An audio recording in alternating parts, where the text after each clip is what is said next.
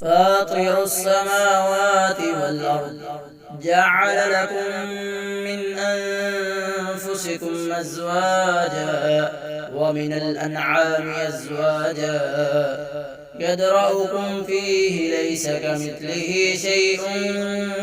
وهو السميع البصير له مقاليد السماوات والأرض يبسط الرزق لمن يشاء ويقدر إنه بكل شيء عليم شرع لكم من الدين ما وصى به نوحا والذي أوحينا إليك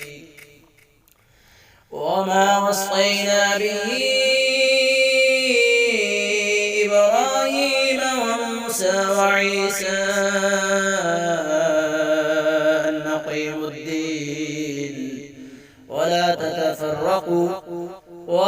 تتفرقوا فيه كبر على المشركين ما تدعوهم إليه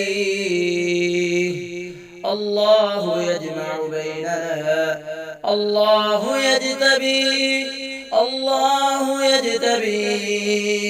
إليه من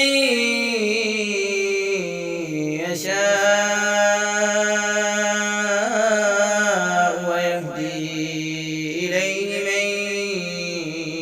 ينيب وما تفرقوا إلا من بعد ما جاءهم العلم بغيا بينهم ولولا كلمة سبقت من ربك إلى أجل مسمى لقضي بينهم وإن الذين أورثوا الكتاب من بعدهم لفي شك منه مريب فلذلك فادع واستقم كما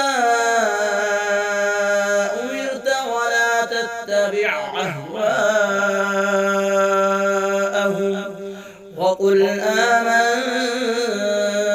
بما أنزل الله من كتاب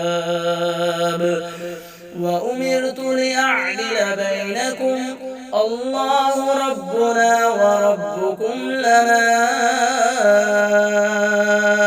أعمالنا ولكم أعمالكم لا حجة بيننا وبينكم الله يجمع بيننا